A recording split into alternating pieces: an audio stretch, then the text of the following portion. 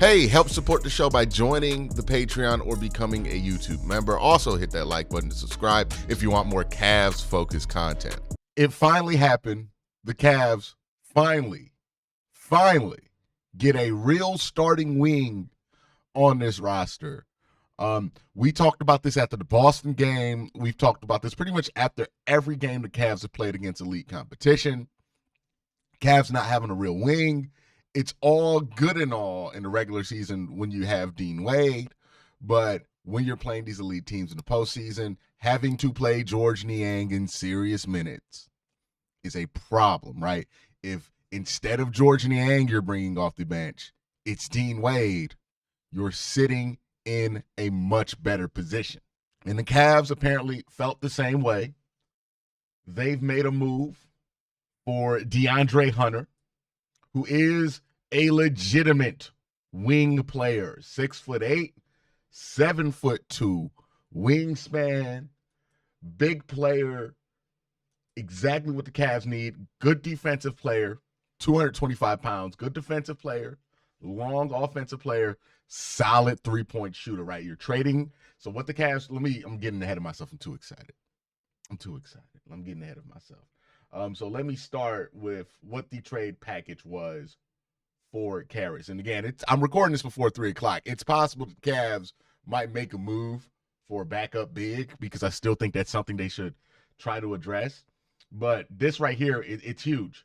So Sham says the Hawks are trading DeAndre Hunter to Cleveland for Caris LeVert, George Niang, 3 second-round picks, and 2 swaps. Oh, that's nothing. That's nothing, right? Karras was on an expiring contract. You want to take George Niang, who's had his moments. I'll give George Niang his credit. He's had his moments, but he has made it obvious versus elite teams that he's not a real option to play. Like, he can't be in your 8-man rotation in the playoffs. 3 second-round picks, so 3 G Leaguers more than likely, and 2 pick swaps. I'm cool with all of that.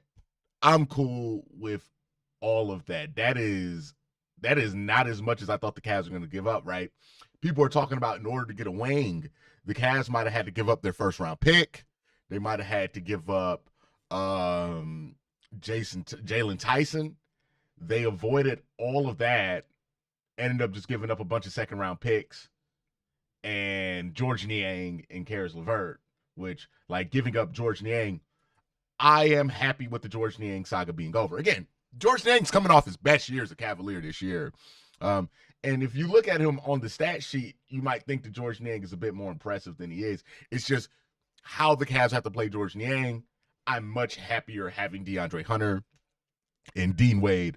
I trust that he can fulfill that role if the Cavs need him to be. So that's the trade compensation. I think that this is a win trade comp wise for the Cavaliers. If we're wondering what kind of player DeAndre Hunter has been, he has been a player who's had an up and down career so far, right? He's a 3-and-D wing, basically. That's what he was brought into the league to be. It's ironic, too, because there's so many weird connections to the Cavaliers with this trade. One, DeAndre Hunter and Ty Jerome, 2 of the main pieces here, both played at Virginia together as Cavaliers. Now they're Cavaliers again. So hopefully we get to see some great stuff out of them. I think did they win a national championship in college? Chat, y'all tell me if he won a national. I believe that was one of the years that Virginia won a national championship, or I might be thinking of somebody else who was on the Cavs that was on the Virginia national championship team. But nonetheless, DeAndre Hunter, who I think it was rumored too that the Cavs wanted to draft at 4 the year they took Darius Garland, but I think he went at 4. Darius Garland went at 5. Because I remember hearing DeAndre Hunter was like the target of the Cavaliers at that point. They needed a wing. They've needed a wing for years since LeBron has left, basically. And it's ironic that now you finally get him, and you also have Darius Garland. And it's a good thing you did initially draft Darius Garland. Obviously, Darius Garland has turned into a superstar, and he's having the best year of his career right now. But now you also get to pair that with DeAndre Hunter, who's also having the best year of his career. Now, DeAndre Hunter is 27 years old.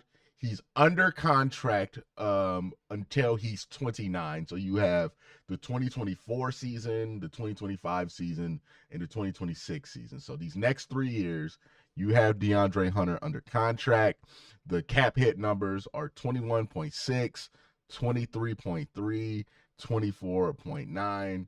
So you're hoping that this works out long term, obviously, because you have him under control for the next 3 years.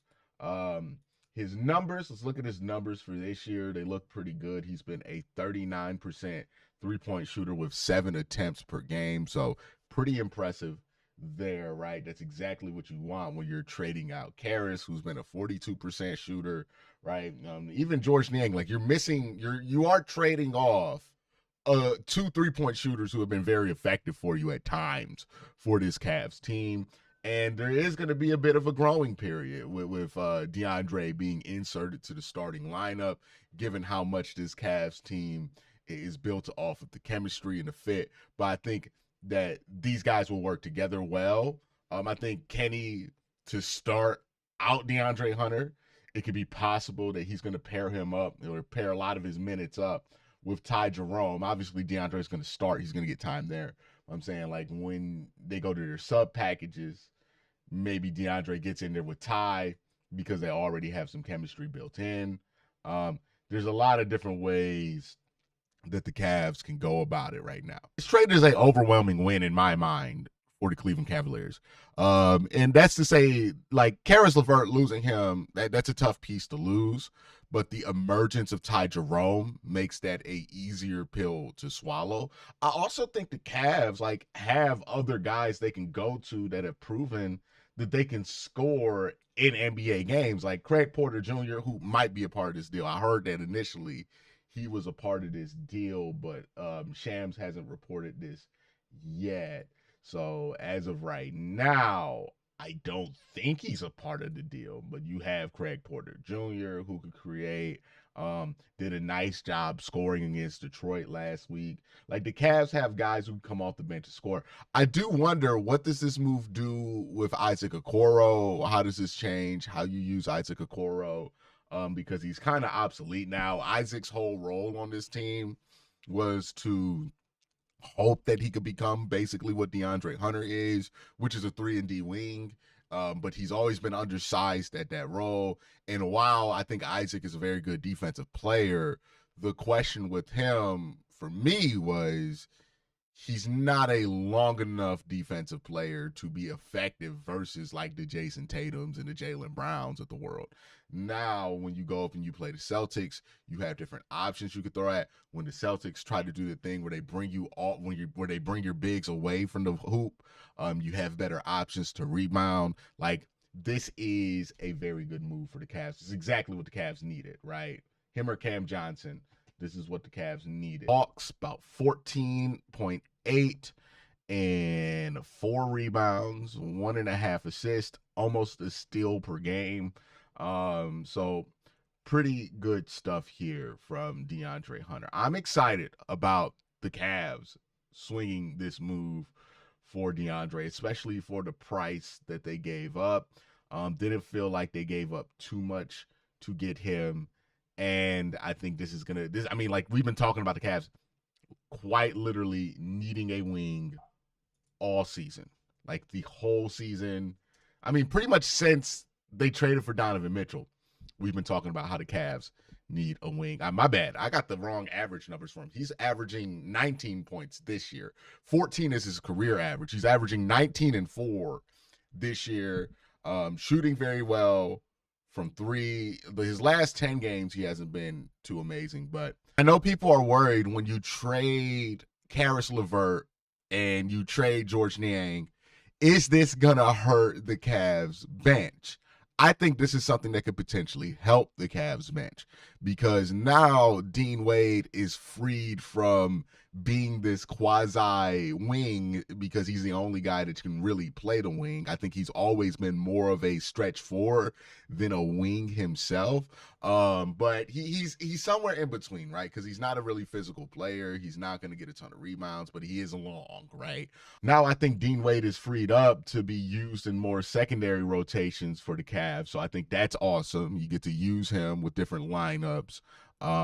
You get to replace George Niang with Dean Wade, which I think is a upgrade for almost all of your lineups. I think probably Jalen Tyson is going to see more minutes because of that, right? Because I think the Cavs overall, they want to get more physical, and they want to get longer, because if you look at the two things that have hurt them over their games where they've lost versus elite competition, it's been physicality, right, against the Houston Rockets, or inability to rebound because you don't have any length, or just a lack of length that leads to a lot of open passing lanes for three-point shooters to dominate you on, right? So Isaac Okoro, maybe he sees more time because of this trade. I don't know what they're going to really do with Isaac because he's kind of in a odd spot here, right?